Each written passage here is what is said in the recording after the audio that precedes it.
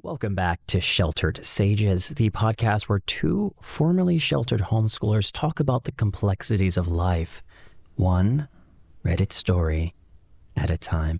I'm your host, Philip. And I am Andrew. And that was very menacing and creepy. Of course, it is a menacing and creepy day because today is in the spooky time of October. Ooh, spooky time. But also, welcome back. If this is your first episode that you've watched before, you're probably very confused right now. We're not usually this, creepy centered. I was going to say baritone, podcast. but sure, yeah. Creepy. We were also not it was baritone. very intense baritone. I was like, yes, we're extending the bass notes of I'm our so voices. sorry if you're like cringing right now because of it. My wife is probably Or if cringing that was like listening. exactly what you were looking for, we're not going to be that way the rest of the thing. I'm so sorry. This is our base level. This is what we're at. If you haven't have been here, welcome back once again. You know exactly what this podcast is and how it's going. If you didn't know, we like in the intro, we talk about the complexity of life, one Reddit story at a time, and kind of talk about who is the picklefoot, which is our version of the person who messed up in the situation or not.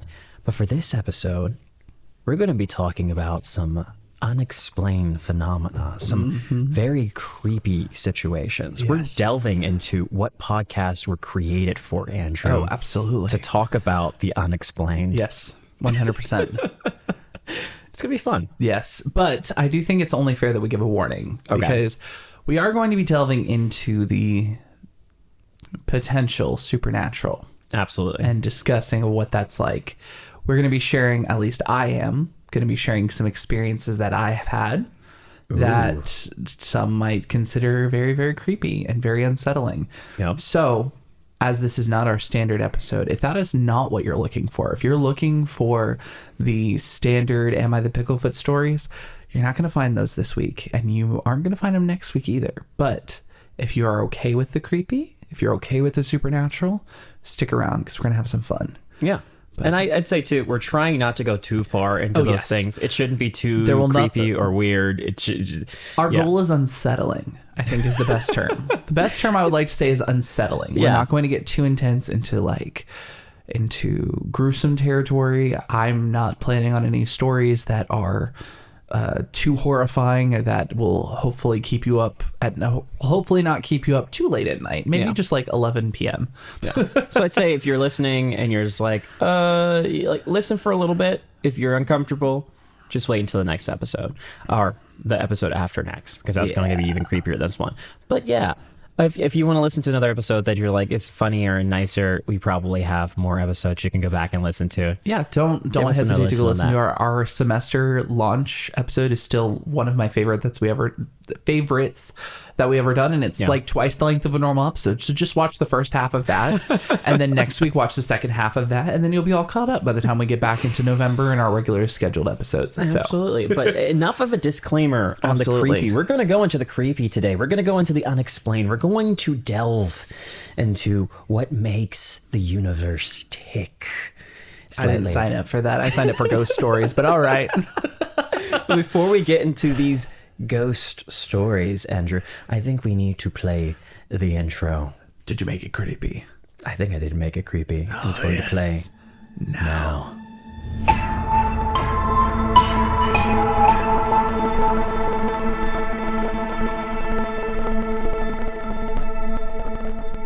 Hopefully you like that intro. All right. Andrew, I think you have the first story. I do, and there's a very specific reason I chose this first story. Okay. So, everyone, grab your cups of hot cocoa or your pumpkin spice lattes and buckle in, because we're going to have some fun. So, the story I have for you is from r/ghost stories. Okay. And the title is The Ghost of Mount Washington Hotel, White Mountains in Bretton Woods, New Hampshire. I absolutely love this old hotel, and any chance I can get, I head to it. But the interesting thing about this hotel is it is haunted. The most active room of the hotel is room 314, the pie room. That's my name for it. The pie room? What? It's 314. It's pie. 314. Oh, that makes more sense now. I was like, They don't call it the pie room. obviously, I have a pie room as well. It's just where I put all my pies. My multitude of pies. Like, what? I'm sorry. Sorry, continue. Funny. It's referred to as the Princess Room, as this is the room that the hotel's founder's wife, Carolyn, would stay in. Her original canopy bed is in this room. That being said, you don't need to stay in that room to experience activity. My wife and I stayed in the hotel for our 15th anniversary last year, and the story we got to take away is one I'm about to share. We stayed in one of the hotel corner vista rooms, phenomenal view, but they are located at the end of long hallways. My wife and I go to dinner in the main dining room, and they set up a table for Carolyn with the original china and silverware every night. I took a photo of the table and went and had dinner. As we finish and leave, my wife notices the knife and the fork are on the plate. We mention it to the hostess, who immediately tells the manager next to her that she did see the silverware move. My dumb self forgot to get a picture of the silverware position post-dinner. After going to the Speakeasy Club for a few drinks, we start to return to our room. But in the hallway, halfway down the floor, is a huge white mist. Its form becomes somewhat more human-like as I fumble for and drop my phone. It tilts what will be its head to us and then vanishes into the room. The room is 314. We go to the main desk to speak with one of the people, and they call the manager. The manager listens, writes a few things down, and says we are the third party that evening to report seeing Carolyn in the hall. The hotel has a small book of all the images of Carolyn that have been captured over the years, and you can request to view it during your stay. There never have been malevolent reports of encounters with her, but she has been seen many times, and the wait list to get into the room is very long. I highly recommend the experience. So, what's my reaction to it? What's your thoughts? Because it's not a pickle foot. Oh yeah, what are you thinking? What is? I've never understood people who like hunting ghosts and stuff like that. I'm just gonna say that, like, so if you're listening to this and you're like, I love ghost stories, I love ghosts, I love like searching for that stuff. I am a fan of the paranormal and like finding answers to the unexplained or delving into that side of it. Ghosts have always seemed weird to me. For this story, a mist that turned into a person. Or it looked humanoid in shape. Yeah. I'm always skeptic about those kinds of things. It's only because something that fantastic, right? Mm-hmm. There's got to be a way to figure it out. So the other day I was talking to a friend. Have you noticed whenever there's something unexplained, even what they said in this story as well, yeah, that the silverware is moving. Yeah. I forgot to take a photo. Pretty or like convenient. Bigfoot is walking across. I only had my like 280p camera shaking around the entire screen take a really to take a blurry video. Photo. So I said, you know what we should do? Blurry photo? Blurry photo. There it is. I couldn't find the words. I'm sorry. So it's like, and I realized this is like in a movie, but I was like, we should go out with like a very fancy camera. We should go out with a red camera. Yeah. In the woods and try to film something. Now I do realize they did. There was an entire like series on either Discovery or Animal Planet about hunting Bigfoot. They did do that. Yeah, which is clever. Like go out with a big camera. But I also, if you've seen the movie Nope, that's literally what they did with like a film camera trying to capture. Oh wait, no, I haven't seen that movie. I need to see that movie. You should I go love Jordan watch. Peele. I need to watch it. I mean, to everyone watching or listening, I think it's rated R. I'm pretty sure it's rated R. So like viewer discretion that into consideration. advised, and it's very unsettling. I would say the rest of the movie is less unsettling than the very beginning of the film. Oh, good to know. So like, yeah, if you skip that part, you're probably okay. I'm not going to do any spoilers. Thank but you. Yeah, I need to watch it. Yeah, watch it. But yes, I've always felt skeptical of that just because it's hard to kind of define. Yeah. Secondarily, with this one room, 314, that they're going into and they're doing stuff like that. Again, I don't know much about ghosts, but also, if she can go anywhere, why is she only going back into this room? Is she like trapped in a loop where it's kind of there? Is this kind of like an interdimensional warp type system, or she doesn't know that in this dimension she's already gone, but in a previous dimension or in halfway she's like going back and forth? Like, the rules for ghosts are very strange to me, and it feels like, you know, they're like, oh no, you can only talk to them if they're doing this, but unless it's this ghost. I know the Ghostbusters version of it doesn't connect into the actual ghost. Not at all. It's not the conceptual idea. So like, it's confusing, and I appreciate people who know a lot about this. If you know more about this ghost and what's going, please give me a comment and be like, hey Phil, this is what this is. But yeah, go ahead. Yes. So I raised my hand because you ask about people who know more about this ghost. You know about ghosts? So that's why I chose this story.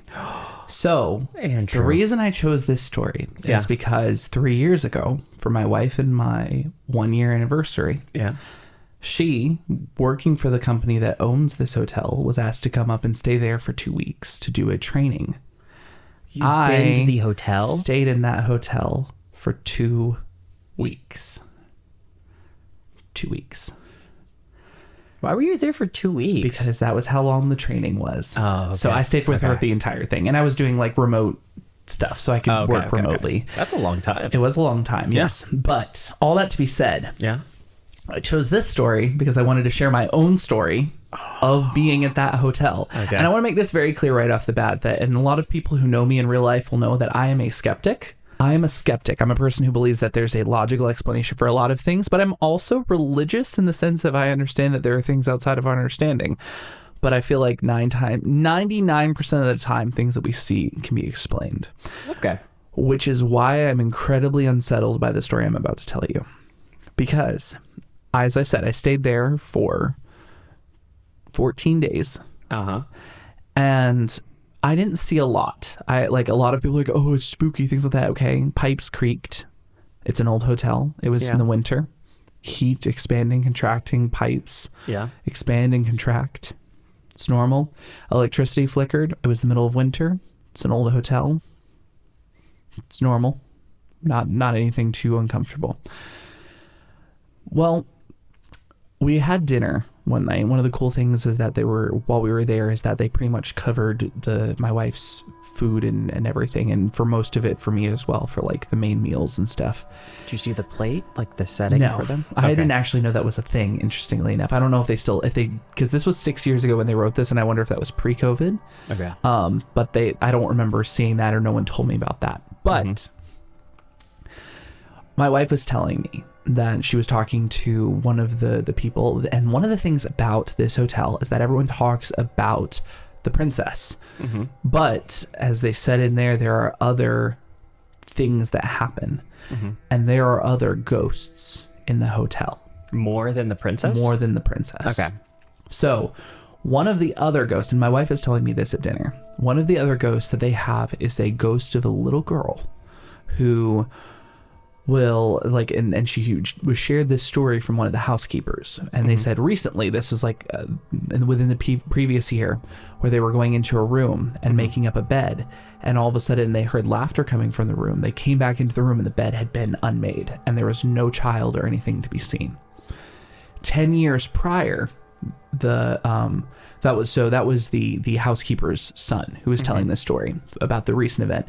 10 years prior, the housekeeper was cleaning up a bed and had seen a girl in a white dress and a blue sash running into a room, jumping on the bed. When she turned around to go get someone and turned back, not even leaving the room, the girl was gone. So as she's telling me this story, my face is dropping wide, because earlier that day, that very day, I was going downstairs to get a coffee, and I saw a girl in a white dress and a blue floral sash, and I thought it was super weird, because I'm like, that looks so outdated. That doesn't look normal. Like that's such a weird, but there were weddings. And I told myself at the time, I was like, it's someone in the bridal party, or like, someone doing a wedding or something crazy. And they let their silly parents letting their kids run around the hotel unsupervised. She just ran across the hallway at one point in time, but I registered it because the outfit looked weird. She's telling me this story, and my jaw drops because that is the description of the girl that was seen 10 years ago and the laughter that was heard. And I heard her giggling. So I'm a skeptic, but I'm not that much of a skeptic to deny that that doesn't make sense. That's terrifying. Yeah, it was a little bit creepy. I'm not even going to lie. So that was like, that's why I chose this story, because it was a perfect segue for my own story at that hotel. There was another whole thing that happened hilariously. My wife and I, we play this game called, what's the name of the game? Arkham Horror, which is a Call of Cthulhu inspired game, which goes into like H.P. Lovecraft and things of that nature. And we played it. We brought it with us to the hotel for something for us to play, because it's like a long form game where you build decks and you work to like complete the story and things like that. And we were playing the game one of our last nights, and we had literally just beat this in-game monster demon. I can't remember what it was. And I was like, yeah, we killed it. And we like finished it literally like last possible second we could have killed it. Well, yeah, we killed it. All of a sudden, as we screamed that out loud, lights turned off. Completely off. And I was like, that's creepy. That's really creepy. That's quite creepy. Yes. So obviously could have just been a coincidence, but it was really, really creepy. And we weren't even on the third floor. We were only on the second floor. Like this was not the floor that the princess lived on. These were a whole different floor. So needless to say, that is one of my experiences with the creepy and the unnatural. And something I cannot easily explain. I could try and be like, well, the power just conveniently went out. Or I could just be like, hey, maybe someone had picked a really randomly specific costume for that thing. But then there's a part of me that's just in the back of my mind be like, but what if? What if? So anyways, that's my first story. So I'm going to go with that. If you haven't listened to a previous episode before, we talked about just weird, I think, things that scare us. One of the biggest things that I am afraid of is the unknown. Probably need to talk to a therapist about it. I think I have spoken to a therapist about it once. Yeah, they didn't do a good job. Well, it was more, we had a lot other stuff to kind of get through. It got pushed to the wayside. Exactly. It's like, let's deal with the known first, and then we'll deal with the unknown. Then we'll later. deal with the unknown. So that's terrifying. Yeah. That is absolutely. Thank you for sharing. Absolutely. But also how dare you share? Now I can never go to this hotel in New Hampshire. No, I kind of need to go. It's like I'm stuck between needing to go to make sense of it. I have to find the answer to this. Philip, that's how people die in horror movies. We don't go and look for the answers. No, I'm going to find out what it is, because I won't be able to sleep if I don't. All right. Okay. So next story. Next story. Okay. Let's segue to the next one. So this is a story. It is, I don't remember from which subreddit it's from, but it is a story from a Reddit subreddit. It is called Creepy, Unexplainable Experience. That's what they titled this thing. It's very, very specific. Thank you. Very, very specific. So they start, I don't remember exactly how old I was. Somewhere in primary school. But I grew up on a 60-acre farm in Mangrove Mountain, NSW, Australia.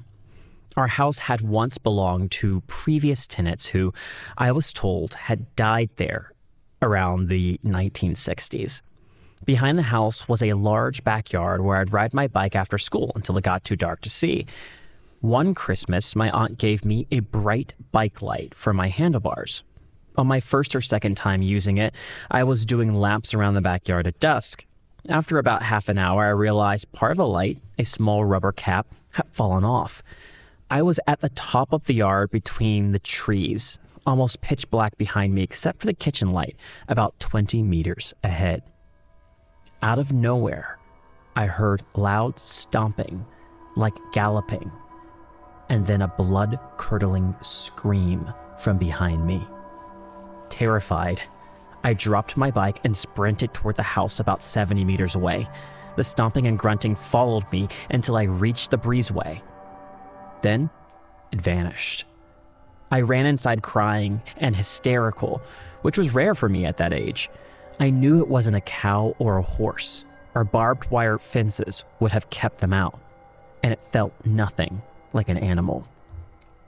Years later, after moving to Umina Beach, my dad's boss let some employees live in that same house.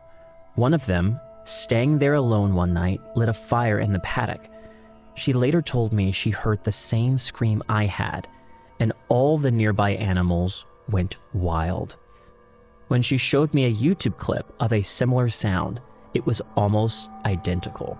And I potentially will play the sound for you at this point, but it's a very creepy sound. It's just like a scream, like a low guttural scream.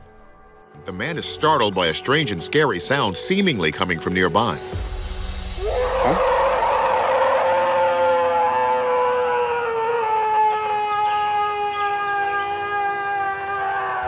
I don't like that. Yeah. The house itself had a reputation. My dad didn't believe in ghosts. So one night he went inside alone in the dark, joking, "Show yourself." Everyone else was outside, too scared to enter. But through the glass windows, they saw a shadow following behind him. When he came out, they were pale and shaking.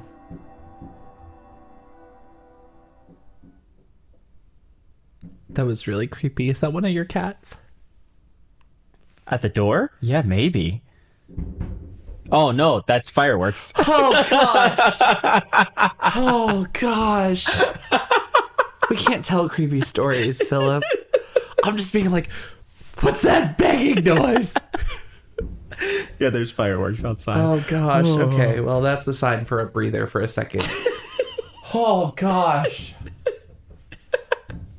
Sorry, those stories scare me so much. But I'm like in sorry. a good way. No, it's creepy. It's so creepy. Later, the same woman who'd heard the scream moved into the flat on the property. One day, as she sat with her guinea pigs and birds near the tall kitchen windows, she saw the silhouettes of a head, a neck, and shoulders quickly cross the glass. All the animals bolted and hid. Nope. Even now, writing this, I have goosebumps and my eyes are watering. I've never gone back there. I don't know what would have happened if I stopped running or turned to look back. Yeah. And the final thing, which I thought was interesting about the story, they said, if you're a content creator reading this, please share my story. I'm still traumatized. We did it. We're helping with their story. So you're welcome. I mean, it's a shorter version of the original story. They kind of went in a little bit more detail of it. So I kind of made it a little bit kind of more focused on what actually happened there. Yeah. So if you hear it and you're like, wow, this is very well written stuff. The original one was not as much. Sorry to the person who wrote this. I kind of cleaned up your story a little bit. Yeah, but, well, when you add trauma and like fear and stuff like that, sometimes you just like, I just need to get this out, and I'm not going to worry about editing or making it cohesive or things like that. Yes. I've done that before. So, Andrew, what are your thoughts on this weird, unexplained phenomena of a house with creepy shadows, strange noises, and a figure that keeps showing up? Ugh, sorry. It's the scream for me. Like that is one that always spooks me. And so when we grew up, and I don't want this to deter you from camping. I want to make that very clear. But when we grew up, go camping. Camping is amazing. You should go camping. I specifically didn't choose stories that were camping related because I love camping and I think more people should go camping. Okay. Unplug, go into nature. But if you do and you hear screaming in the woods nearby, don't go investigate. I will say, because that's one of the things that's like, I think it's like that happened quite a few times when I was a kid going camping, is that you would randomly in the middle of the night hear a scream. 9 times out of 10, it was from the rowdy teenager, the rowdy young adults who had been having way too much fun. And you'd hear like someone shout behind them like shh or something like that to like let you know that it was just a person being loud and obnoxious or something to make sense of it. Yeah. I say 9 times out of 10, 99 times out of 100. But there's always sometimes one that it just comes out of nowhere. It's blood curdling and you're just like, give me something to tell me that that wasn't something bad. Yeah. And it doesn't come. And you're just like, oh. So anytime screams are a part of it, that freaks me out. The thought of something running behind you and like, oh, that gave me goosebumps when you were talking about the footsteps thudding behind. I'm just like, oh no. So that part is unsettling to my core. My whole thing is, and like I don't want to get too much into the theology of like ghosts and things like that. Okay. But sometimes these things that are hauntings and people think like are ghosts, I'm just like, I think there's something more malevolent going on and something more vicious and thing, which is like when the dad taunted it. Like don't taunt it, even if it's not real. Don't taunt it. Don't do that. Like just. Here's the reality. If you taunt it and it's not real, you just look silly. You don't look cool because you taunted the nothing. If you taunt it and it is real, it's just going to be mad at you. I taunted the nothing. No, that sounds stupid. Just the way that you said it sounded cool. I taunted the nothing. It's like, I taunted the nothing. Okay, See, it's all about how you say it. But anyways. Yeah. No, so just don't do that. Yeah. Don't tempt. I say don't tempt fate. Like I told you earlier, it's like that's like when you said I'm gonna go investigate. I'm like, no, Philip, that's how you die in a horror movie. So why I specifically wanted to read this story is because I know for a lot of like the ghost stories and the creepy stuff, usually we hear it from people who are like, oh, I've been searching for ghosts for the past 9 years and this is like the craziest thing I've ever experienced, which is fair. Like when you go into places that have a lot of unexplained phenomena and you're searching for that, what I feel is like you're going to find what you search for generally. Yeah. You're going to, for one reason or another, it's going to happen just because you're seeking it out. Yeah, absolutely. Whether it's real, whether it's fake, whether it's imagined, whether it's actually happening, you're going to find it. What I think is quite interesting and terrifies but also interests me is that there's a lot of unexplained phenomena that happens to people every single day. Yeah. And most of the time, we just ignore it. There's so many things where you're like looking over and you're like, well, that doesn't make much sense. And you just kind of move on. Like your story before where you're like, oh, I saw a little girl wearing something weird. And you just went, that's fine. And kind of moved on. I feel like that happens so often to everyone. But then we just go, it doesn't fit into the way that I think of it. Yeah. Why I think it's important to start thinking about those things is because oftentimes there is an answer. And that's why like I don't like the unknown. I don't like not knowing it, not because I am like feeling like, you need to know everything. Yeah. It's just more, I feel once we start delving into the things that are unexplained, once we start delving into the situations that are a little bit more weird, that are a little bit more like something beyond my grasp of understanding, that's when you start really realizing stuff. That's why I love going over and looking at how inventors like looked at electricity and said, what is this kind of system? How does this work? And then from it, we have all these new inventions and stuff because someone, instead of going, I don't get it, I'm just going to move on, they actually looked into it. And I'll delve a little bit further into that. It is, we haven't talked about it a lot on this podcast. Regardless of how you feel about various things or what your thoughts are on religion or kind of those kinds of phenomena, one of the biggest reasons that helped me be more comfortable in my faith was the idea of the unexplained. For the longest time, I was like, it doesn't make sense. A lot of these things, if you read the Bible or really any religious text, there is a certain amount of like unexplained to it. And what I would always say is like, okay, well, if it can't be explained, it's not real. If I can't put like a very simple, logical ideal to it, I'm not going to stick with it.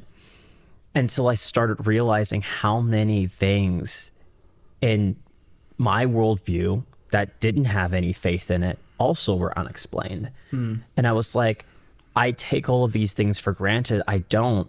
And it wasn't until I started having experiences beyond what I could fully understand that I was like, that's kind of what it comes down to. whether you're like thinking about these really strange, creepy phenomena or these wonderful, magical phenomena. I won't say magical, but like more emotional, miraculous phenomena. Like things happen that you can't explain. And sometimes it is because it's from a power or an entity that is not going to be logically connected to what you can understand. Yeah. So I'm like, I feel like it's important to not ignore these things. It can get really creepy. It can get weird. But I do fully believe there is a layer beyond what we see in our physical world here that is making complete effects. We see it all the times in science. Yep. Spooky action at a distance, other things like that. We try to explain the unexplainable, and they do a really great job of it. But there's still some things that we still don't understand. Yeah, and I think that's one of those things that I think you really hit the nail on the head. But I think the biggest like caveat that we always make, and even with that first story that I talked about, is it's very easy to dismiss something when you are looking at it from the sidelines. When you're seeing it, it's like you're like, that's a really stupid story about a haunting in a hotel. Like obviously it's fake, or obviously they were looking for it. Yeah. But then when you hear my account and what I like, it's that reality of like, maybe there is something going on. And yes, we can sit here and like, even like when we had to pause because there were fireworks, we were kind of talking a little bit about it. And I have a theory that the hotel is in on these hauntings and is using it to spread part of the myth in order to keep it alive. And so maybe they have like a guest that's a child that fits the description, that they give the dress to then run around. Like that's a possibility. It could be. But it's like, once you have experienced something, it's a lot harder to deny or denounce it. Yeah. And so like I do think, and I want to touch on the supernatural, but from the religious perspective a little bit. Okay. And so I will say as a caveat, I like what I want to talk about next. I wasn't sure if I was going to talk about or not.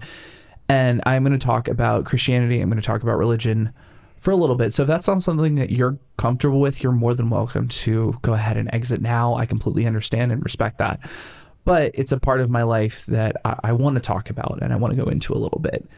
And so talking about situations and things that defy understanding, defy logic, defy reason. I had one of those that happened just last week, and in a pretty major way. I kind of talked to you a little bit about it, but I'm going to share it again in just more of a kind of like a cohesive story. Okay. So last week I had the pleasure of being able to lead worship at for my old youth band that I used to play in all the time, and it was actually really cool connection to how my sister plays with them, and they had a singer who dropped out and they needed a guitarist, and like I had the weekend available, so I like reached out to my sister. I was like, hey, if they need anything, or if they're like if they wanted me to or need someone, I'd be willing to step in and help. And a lot of things lined up really, really well for me to be able to be there for that weekend. And it was a really cool opportunity. A lot of people I hadn't played with, but several people who I had before and hadn't got to play with for a long time. Yeah. So again, this is a church band. We were doing it for the youth, like a discipleship weekend where they were getting to go and have like basically like a long 3-day lock-in almost, where the boys were staying at the church and they were hanging out, doing small groups and things like that. And the women were going to host homes and things like that and having their own kind of moments. And so we led worship 4 separate times. We led 2 morning sessions, 2 night sessions, 1 Friday night, 1 Saturday morning, 1 Saturday night, 1 Sunday morning. Mm-hmm. The one I want to talk about is the Saturday night one. I think each and every one of those sessions were really, really good. And again, I'm not going to get into the spirituality of it too much, but I felt like they were really impactful for the students.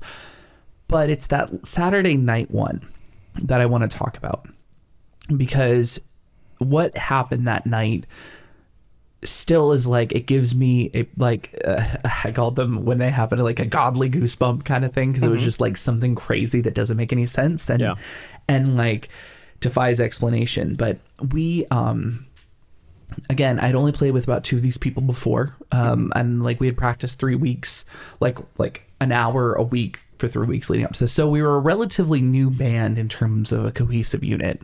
Yeah. Everyone incredibly talented. Like honestly, probably other than like I have decent vocals, but like everyone else instrumentally, far more talented than me, far more cohesive understanding of everything that they're doing. But we had our set list. We had 2 songs that we did, then there was the sermon, and then we had 2 songs at the end, and that was going to be like our exit, is after we finished the last song, which was a very, very powerful, impactful song sung by my sister. She actually was, that in and of itself was incredible, because she's not normally a person who sings and leads, and it was very much her stepping out of her comfort zone, and I think she absolutely nailed it in terms of like hitting, like the confidence which she sang is not something that she had really ever had prior to this. Yeah. And so getting to see her do that was amazing in and of itself. But it was what happened after we finished the last song. So we're having this moment where the kids are having this like quiet time, the song, and we're playing some music as the pastor comes up and he's praying and he's talking to the students. And then he turns to us and he's like, I'm going to throw the band for a loop and do something that they weren't necessarily prepared for. So he said, I want you all to play one more song, and we're going to do it. And he said, y'all can play the same song that you just played, or you can do another ones. And looking at my sister, I could tell that she didn't have it in her to sing that song another time. It was a very intense vocal song for her. And again, it was kind of her first time. And prior to all of this, we had talked about very much in like a one-off text that someone had sent about like, hey, we should just have like one song planned just in case they throw us for a loop or something that's not too complicated instrumentally, that we could all just pick up and like we could practice it at once, sing it once, and have a solid understanding of what it is. And so we had picked the song How He Loves by David Crowder. And if you haven't heard that song, beautiful song. Gorgeous really song. Well done. Relatively simple instrumentally, which is why we picked it. It's literally 4 chords that are repeated over and over and over again in the same structure. So it's instrumentally, it is relatively simple, but there's a lot that goes into the vocality of it. There's a lot that goes into the building and the instrumentals of it to make this beautiful song. We had not practiced it.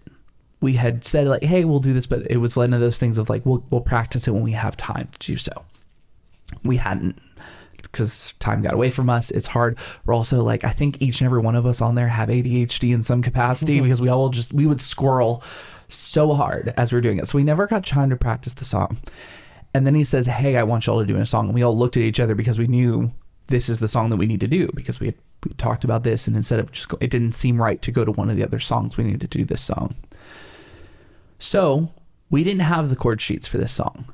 We hadn't like actually prepared to play it. We hadn't practiced it. We hadn't done any notes on what the structure of it, anything. So earlier that night, because I just had a weird feeling of maybe I should have my guitar tabs, Ultimate Guitar on my iPad. I should have that downloaded just in case, like, you know, my app that I use for music goes down, or all my notes or something goes away, and I can just pull up a song quickly. As we were singing, or as this was happening, we're pulling it up. We hadn't discussed what key we're going to play it in. Mm-hmm.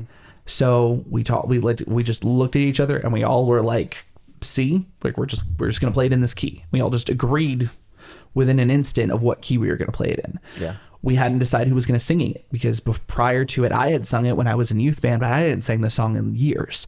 And then the other woman who sang it, we hadn't talked about who was going to do it, so we didn't have time to commit. So we both just planned on singing it. As we came in, found the sheet music, found the key, in around a minute, all of this was determined and decided.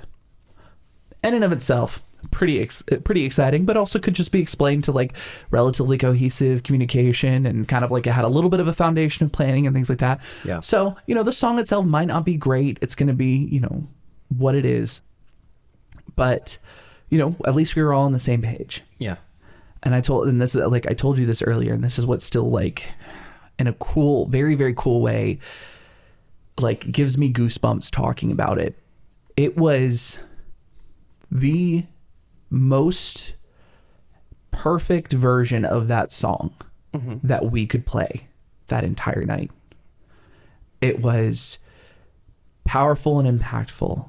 We had everything was in tune in terms of when we were coming in, when we were building instrumentally, when we were rising in tempo, when we were dropping, when we were going quiet instrumentally, which if you've ever played musically, getting super everyone difficult to agree to not play Yeah. at the same time is insanely challenging, especially if you have a drummer. Respect to drummers. Drummers struggle to come off of the system. As a drummer, yes. Everything went perfectly.